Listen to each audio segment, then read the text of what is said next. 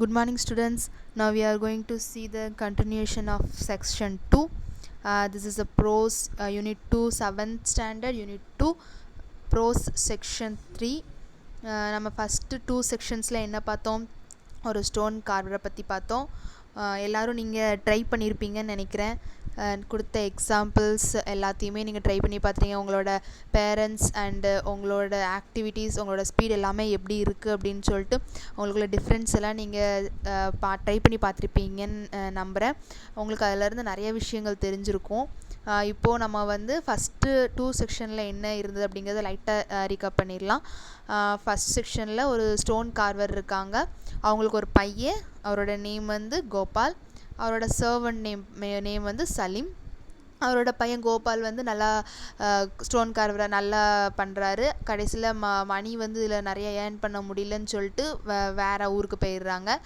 அதுக்கப்புறம் இங்கே வந்து இவர் ரொம்ப நைட்டு பகல் பார்க்காம ஃபுல்லாக ஒர்க் பண்ணி சாப்பிடாம ரொம்ப கஷ்டப்பட்டு ஸ்டோன் கார்வர் தனியாக உட்காந்து எல்லா ஒர்க்கையும் பண்ணினதுனால அவர் ரொம்ப முடியாமல் போய் சலீம் வந்து அவருக்கு ஹெல்ப் பண்ணுறான். அவர் வந்து ஒரு கிருஷ்ண சிலையை வந்து வடிக்கிறாங்க, செதுக்குறாங்க. அதுதான் நம்ம பார்த்துட்டு இருந்தோம். கடைசியில் அவரால் உடம்பு முடியாமல் போய் மயக்கம் போட்டு விழுந்துடுறாங்க. பட் அவங்க கண் விழிக்கும் போது ஒரு பெட்டில் இருக்காங்க. இதுதான் ஃபஸ்ட்டு 2 செக்ஷன்ஸில் வந்து நம்ம பார்த்தோம். இதில் வந்து புக் பேக் கொஸ்டின்ஸ்லாம் இருந்தது. இதெல்லாம் நீங்கள் ட்ரை பண்ணி பார்த்துருப்பீங்க. கிளாஸ்லாம் உங்களுக்கு வந்து ஈஸியாக இருந்திருக்கும்னு நம்புகிறேன். தென் வந்து இப்போ செக்ஷன் 3க்கு போகலாம். இதிலேருந்து உங்களுக்கு என்ன நடக்கும், இந்த பிக்சரை பார்த்ததுலேருந்து என்ன நடக்க போகுது அப்படிங்கிறது உங்களுக்கு ஆல்ரெடி தெரிஞ்சிருக்கும்னு நம்புகிறேன். தென் first we read the paragraph. From the workshop, the chipping sound of the chisel reached his ears. இதில் வந்து நம்ம லாஸ்ட் இதில் முடித்தோம். நம்ம ஸ்டோன் கார்வர் வந்து படுத்துருக்குறாங்க. அவங்க வந்து முழிச்சு பார்க்கும்போது பெட்டில் இருக்காங்க.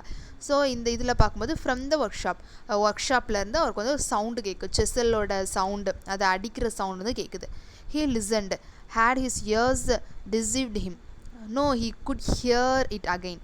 இவர் வந்து ரொம்ப லிசன் பண்ணுறாரு. இன்னமும் நம்ம காதில் உளிய வச்சு அந்த சுற்றியில் வச்சு அடிக்கிற சவுண்டு கேட்குது அப்படின்ட்டு ஒரு கற்பனையாக இருக்குமோ, ஒரு வேளை நம்ம பையனையாக வந்திருப்பாங்களோ அப்படின்னு சொல்லி ஒரு கற்பனையாக இருக்குமோன்னு நினைக்காங்க. இல்லை, கற்பனை தான் சவுண்டு கேட்குது, இல்லையே மறுபடியும் சவுண்டு கேட்குது அப்படின்னு நினைக்காரு. He strong blow of the hammer on top of the chisel. அவளுக்கு வந்து அந்த ஹேமரை வச்சு செஸ்ஸலோட தலையில், அதாவது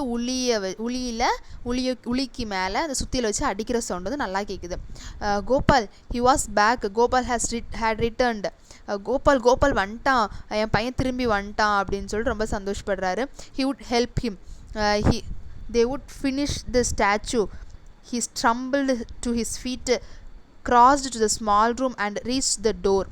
என்னென்னா, ஒரு பையன் வந்து ஒரு திரும்பி வந்துட்டான், எனக்கு ஹெல்ப் பண்ணதுக்கு அவன் திரும்பி வந்துட்டான், நாங்கள் 2 பேரும் சேர்ந்து மறுபடியும் இந்த ஒர்க்கை வந்து நம்ம சீக்கிரம் முடிப்போம், அந்த ஸ்டாச்சுவை வந்து சீக்கிரம் நம்ம ஃபினிஷ் பண்ணுவோம் அப்படின்னு சொல்லிட்டு. ஸ்டம்பிள் அப்படின்னா ஒரு மாதிரி பேலன்ஸ், நடக்க முடியாமல் அந்த தள்ளாடிக்கிட்டு நடப்பாங்களா வயசானவங்க, அவர் சும்மாவே உடம்பு சரியில்லாமல் இருக்கார்.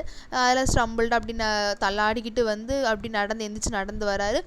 அவர் வந்து ஒரு ரூமை கிராஸ் பண்ணி தான் போக வேண்டியதுக்கு, ஒரு சின்ன ரூமை கிராஸ் பண்ணி அவரோட ஒர்க் ஷாப்புக்குள்ளே போகிறாரு. ஒர்க் ஷாப் கிட்டே போய் உள்ளே போகும்போது டோர்கிட்ட அந்த வாசல் நிலையை பிடிச்சி அப்படி நிற்கார். Then Gopal, he was about shout when the words froze on his lips. வந்து கோபால் அப்படின்னு சொல்லிட்டு அவர் வந்து அடுத்து பேசணும் அப்படின்னு சொல்லிட்டு நினைக்காரு. ஆனால் வந்து அவரால் பேச முடியல. No, he wanted to cry out, stop the work. அவர் வந்து வேகமாக வந்து பேச நினைக்கிறார். ஆனால் அவரோட லிப்ஸ் வந்து அதுக்கு கோஆப்ரேட் பண்ணல, அவர் பேசலை. அவர் வந்து என்ன சொல்ல நினைக்காரு, நோ ஸ்டாப் பண்ணுங்கள், இந்த ஒர்க்கை ஸ்டாப் அப்படின்னு சொல்லிட்டு சொல்லணும் அப்படின்னு சொல்லிட்டு நினைக்கிறாரு, ட்ரை பண்ணுறாரு. But he couldn't move shock and immobilised him. ஆனால் அவரால் ஒரு அடி கூட எடுத்து வைக்க முடியல. ரொம்ப ஷாக்கில் நகர முடியாமல் அந்த இடத்துல அப்படி நிற்காரு. He stood staring toward the back of the young stone carver, working on the face of the statue on the eyebrow arching over the pair of fine eyes. அவர் வந்து என்ன பார்க்காரு அப்படின்னா, ஒரு பையன், ஒரு யங் ஸ்டோன் கார்வர் வந்து அந்த சிலையை வடிச்சுக்கிட்டு இருக்காரு. அவர் வந்து அந்த உளியை வச்சு சுத்தியில் வச்சு தட்டி அந்த சிலையை வந்து க்ரியேட் பண்ணிக்கிட்டு இருக்காரு. அது ஆல்ரெடி நம்ம பார்த்தோம், என்ன சிலையை வந்து கார்வர் வந்து ஸ்டார்ட் பண்ணியிருந்தாங்க அப்படின்னா ஒரு கிருஷ்ணரோட சிலை. அந்த ஸ்டாச்சுவில் ஐப்ரோ, அந்த ஐயை வந்து அவர் வந்து ஃபினிஷ் பண்ணுறாரு. தட்டி அந்த அந்த இடத்த வந்து கரெக்டாக செதுக்கிக்கிட்டு இருக்காரு. இதை வந்து நம்ம ஓல்ட் ஸ்டோன் கார்வர் வந்து பார்த்துக்கிட்டு இருக்காரு. But it was in his son sitting cross leg before the biggest statue he had ever carved. It was Salim his servant.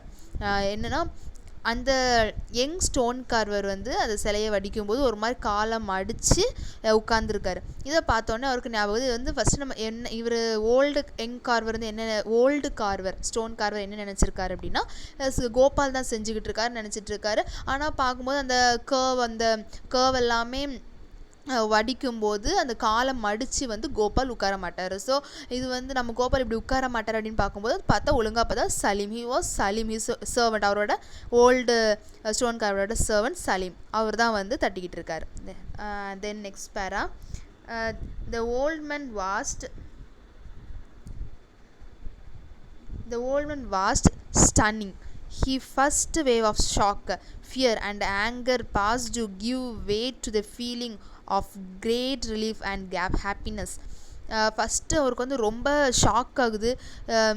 அதாவது ஒரு மாதிரி ஸ்டன் ஆகி போய் எப்படி பார்த்துக்கிட்டு இருக்காரு, அடிக்கிறத ஸ்டன் ஆகி போய் பார்த்துக்கிட்டு இருக்காரு. ரொம்ப ஷாக்காக இருக்குது. அவருக்கு இருந்த அந்த டென்ஷன், முன்னாடி நம்ம தனியாக ஃபஸ்ட்டு அவர் என்ன நினச்சிருப்பார், நம்ம தான் இதோட லாஸ்ட் ஸ்டோனுக்காக நமக்கு அப்புறம் யாருமே கிடையாது அப்படின்னு அவர் இந்த சிலையை எப்படி முடிக்க போகிறோங்கிற ஒரு பயம், அந்த தடுமாற்றம் இதில் இருந்தவர் இப்போ இதை பார்த்தோன்னே அந்த எல்லாமே போயிட்டு கொஞ்சம் ரிலீஃப் ஆகி கொஞ்சம் நல்ல மைண்டுக்கு வந்து கொஞ்சம் அவருக்குள்ளே சந்தோஷம் வருது. ஹாய் ராம், த ஓல்ட் மேன் விஸ்பியர்டு ஹாய் ராம். அதாவது ஃபஸ்ட்டு அவர் தலை இடித்து அப்படி மயங்கும் போது சொன்னால ஹாய் ராம் அப்படின்னு சொல்லிட்டு நம்ம வந்து அப்பா அப்படின்னு சொல்கிறதுக்கு பதில் அவர் வந்து இப்படி இந்த வேர்டை வந்து அவர் யூஸ் பண்ணுறார். சொல்லிட்டு அண்ட் டாட்டட் over to the boy dropping his head on his shoulder he said softly Salim அப்படின்னு சொல்லிட்டு சொல்கிறார். ஏன்னா அவர் வந்து ஹேராம் சொல்லிட்டு அவர் கடவுளை ப்ரைஸ் பண்ணிட்டு மெதுவாக நடந்து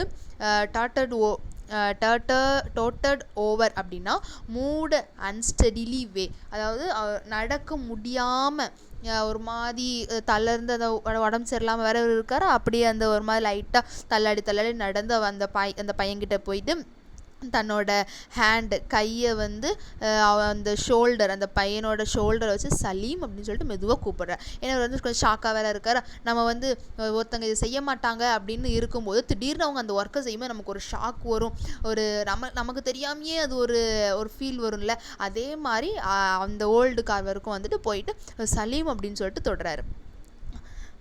அதுக்கப்புறம் லாஸ்ட்டில் The startled boy turned and looked up at his master. He rose to his feet clumsily and hammer and chisel still in his hands. அதுக்கப்புறம் அவர் ஸ்டார்டில்டு பாய் அப்படின்னா சர்ப்ரைஸ்டு பாய். சர்ப்ரைஸ் பாய் யார், நம்மளோட சலீம். ஓகேவா, அவர் வந்து எந்திரிச்சு அப்படி திரும்பி பார்க்க, ஏன்னா சலீம் தான் நம்ம ஸ்டோன் கார்வர் கூப்பிட்டுட்டாரு. அப்புறம் மெதுவாக திரும்பி பார்க்க ரொம்ப சர்ப்ரைஸ் ஆகிட்டு, ஐயோ வந்துட்டாங்களே, என்னடா பண்ண, நம்ம தெரியாமல் நம்ம பண்ணதை பார்த்துட்டாங்களே அப்படின்னு சொல்லிட்டு அப்படியே சர்ப்ரைஸ் ஆகினா அவங்க மாஸ்டர் வந்து நின்று அவ்வளோ நேரம் பார்த்துட்டு இருந்தது எதுவுமே நம்ம சலீமுக்கு வந்து தெரியாதுல்ல. ஸோ சர்ப்ரைஸாக அப்படி மெதுவாக திரும்பி அவரை மாஸ்டர் நோக்கி பார்க்காரு. He rose to his feet clumsily, அதாவது மெதுவாக எந்திக்கிறாரு. மாஸ்டரை பார்த்தோடனே, மாஸ்டர்ஜியை பார்த்தோடனே மெதுவாக எந்திரிச்சு, ஆனாலும் அந்த கையில் இருக்கிற அந்த ஹாமர் அந்த செஸ்ஸில் வந்து அவருக்கு கீழே வந்து போடல. அவர் அவங்கள பார்த்தா அவர் பாட்டுக்கு தைரியமாக எடுத்து அந்த செஸ்ஸிலையும் ஹார்மரையும் கையில் வச்சுட்டு நிற்கிறாரு. ஓகேவா, then next paragraph. Salim the old man searched for words.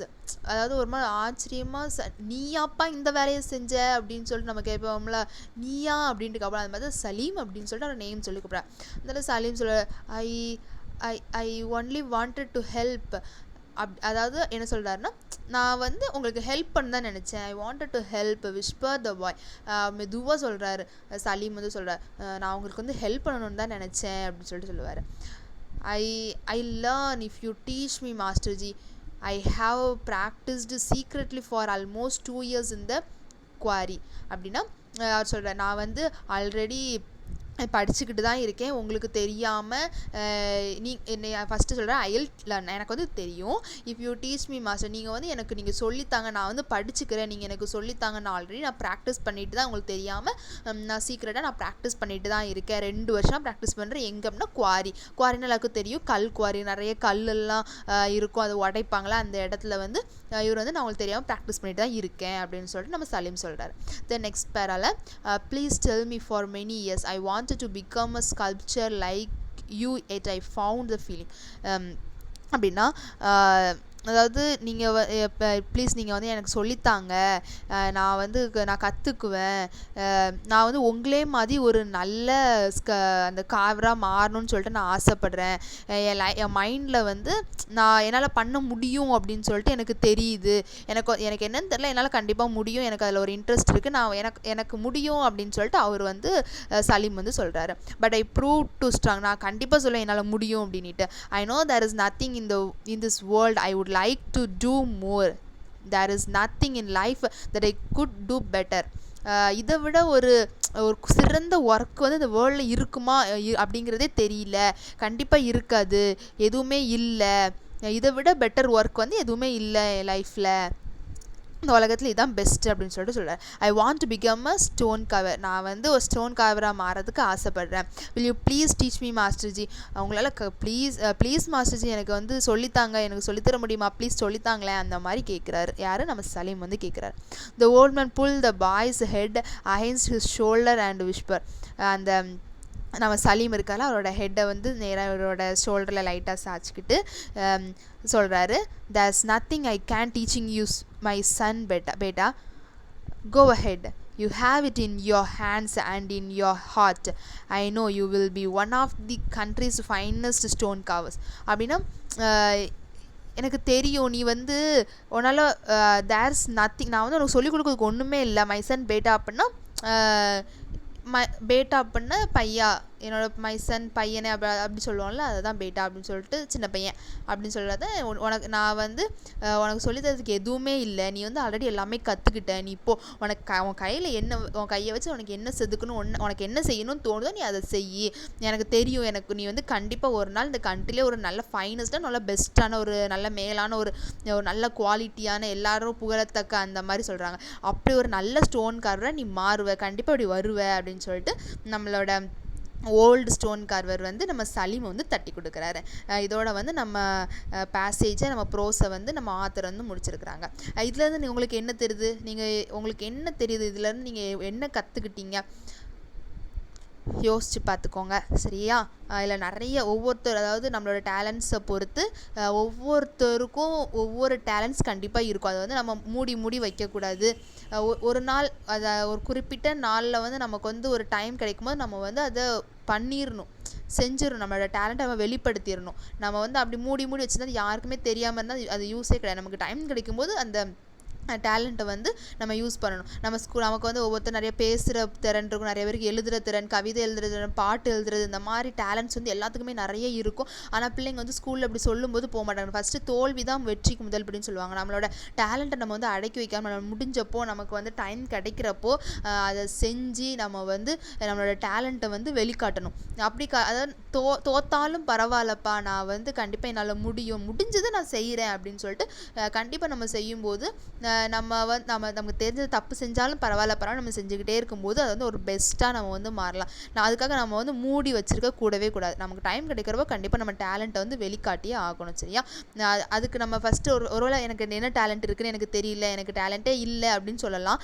ஆனால் நமக்குள்ளே என்ன டேலண்ட் இருக்குது அப்படிங்கிறத கண்டுபிடிக்கிறதுக்கு ஃபஸ்ட்டு நம்ம பார்ட்டிசிபேட் பண்ணணும். ஒரு இதில் நம்ம பார்ட்டிசிபேட் பண்ணினா தான் நமக்குள்ளே என்ன டேலண்ட் இருக்குது அப்படிங்கிறத கண்டுபிடிக்க முடியும். ஸோ நீங்கள் வந்து டேலண்ட் இல்லை அப்படின்னு வந்து சொல்லாமல் உங்களுக்கு எந்த சான்ஸ் கிடைக்கோ, எந்த ஒரு குக் பண்ணுறதா இருக்கட்டும், ஒரு ப்ரோக்ராமில் பார்ட்டிசிபேட் பண்ணுறதா இருக்கும், ஸ்போர்ட்ஸுக்கு போகிறதா இருக்கட்டும், எதெல்லாம் உங்களுக்கு சான்ஸ் கிடைக்காது எல்லாத்துலேயுமே ட்ரை பண்ணி பாருங்கள். எது வந்து உங்களுக்கு பெஸ்ட்டாக இருக்குன்னு தோணுதோ அந்த இடத்துல ஸ்ட்ராங்காக நில்லுங்க. யாருக்காகவும் எதுக்காகவும் விட்டு கொடுக்காம யாருமே இல்லை நான் மட்டும் மட்டும் தான் இருக்கேன். நம்ம ஸ்டோன் கார்வர் வந்து ஓல்ட் ஸ்டோன் கார்வர் தன் பையன் போயிட்டான்னு சொல்லிட்டு கூட கவலைப்படாமல் அவர் ஃபுல்லாக அந்த ஒர்க்கை முடிக்கணுங்கிற ஒரு நோக்கத்தோடு இருந்ததுனால செஞ்சார். அது மாதிரி சலீமும் மனசளவில் அதை வந்து பார்த்தார். அந்த ஸ்டோனை வந்து மனசளவில் பார்த்ததுனால தான் அவர் வந்து அழகாக அவரால் செதுக்கிறதுக்கு மறுபடியும் நம்ம செதுக்கணும் அப்படிங்கிற எண்ணம் வந்து அவர் வந்து ட்ரை பண்ணதுக்கு முன்னாடி வந்தார். இந்த மாதிரி நம்மளும் வந்து நம்மளை மோல்ட் பண்ணிக்கிட்டு நம்மளால் முடிஞ்ச அளவுக்கு ட்ரை பண்ணி நம்ம கண்டிப்பாக செய்யும்போது நம்ம வந்து பெஸ்ட்டாக ஒரு நாள் இல்லைனா ஒரு நாள் கண்டிப்பாக அது பெஸ்ட்டாக மாறும். யாருக்காகவும் எதுக்காகவும் நம்மளோட அந்த டேலண்ட்டை நம்ம விட்டு கொடுக்கவே கூடாது. ஓகேவா? இதில் உள்ள ஆத்தர், இது எழுதின இந்த ப்ரோஸ் எழுதின ஆத்தர் யாருன்னு பார்த்தா சிங்ரன் ஸ்ரீவாஸ்தவ் அப்படிங்கிறவங்க எழுதியிருக்கிறாங்க. இவர் யார் அப்படின்னா ஒரு இந்தியன் ரைட்டர் தான், ஜெர்மனில் இருக்கிறாங்க. He's an Indian author of German origin. இது வந்து ஒரு lady. She is a multifaceted artist, writer, sculptor and an illustrator. இது வந்து அவங்க வந்து எப்படி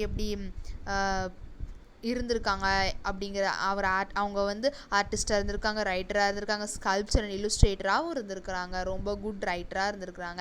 as a writer she has written over 25 books for children of all ages. எல்லா வயசு 25 புக்ஸ் எழுதியிருக்காங்க. எல்லா ஏஜ் பிள்ளைங்களும் வாசிக்கிற மாதிரி எல்லாருக்கும் ஹெல்ப்ஃபுல்லாக இருக்கிற மாதிரி புக்ஸ் வந்து இவங்க வந்து எழுதியிருக்காங்க. இவங்க வந்து ஒரு லேடி. ஓகேவா? இப்போ கிளாஸரி பார்க்கலாம். ஸ்ட்ரம்பிள்டு அப்படின்னா லாஸ்ட் பேலன்ஸ் இல்லாமல் ஒரு டயர்டாக இருக்கிறது. அப்புறம் இம்மொபிலைஸ்டு அப்படின்னா ஸ்டாப்டு ஃப்ரம் மூவிங், நகர முடியாமல் நின்றுட்டு இருக்கிறது. அப்புறம் டோட்டட் ஓவர், மூடு இன்ஸ்டன்ட்லி வே, நகர முடியாமல் அந்த பிளேஸ், அதாவது ஒரு மாதிரி தள்ளாடி அந்த இடத்த விட்டு நகர முடியாமல் போகணும்னு நினைக்காங்க, ஆனால் போக முடியாமல் நிற்கிறது, அதுதான். சரியா? தென் வந்து ஸ்டார்டல் அப்படின்னா சர்ப்ரைஸாக பார்க்குறது. தென் வந்து நமக்கு வந்து கொஞ்சம் எக்ஸசைஸ் கொடுத்துருக்காங்க. பேராகிராஃப் 1 and 2 உங்களுக்கு வந்து தெரில அப்படின்னா மேலே போயிட்டு முன்னாடி பேக் வச்சுட்டு 1 and 2 பேராகிராஃப் 1 to 4 பேராகிராஃப்ஸை நீங்கள் ரீட் பண்ணீங்க அப்படின்னா இந்த கொஸ்டின்ஸ்க்கு வந்து உங்களுக்கு கண்டிப்பாக ஆன்சர் தெரியும். Who is listen to the chipping sound of the chisel, who was working with the hammer and the chisel, who was starring, who was the young stone carver, what was he working on. இது எல்லா கொஸ்டினுக்குமே answer வந்து நீங்கள் first 4 பேராகிராஃப்ஸில் உங்களுக்கு தெரியும். நீங்கள் கண்டிப்பாக read பண்ணி answer எழுதுங்க, கண்டிப்பாக சென்ட் பண்ணுங்கள். உங்களுக்கு வந்து இந்த யூனிட் இந்த செக்ஷனை வந்து உங்களுக்கு ரொம்ப ஈஸியாக இருக்கும். ஓகேவா? கண்டிப்பாக ட்ரை பண்ணி பாருங்கள். தேங்க்யூ.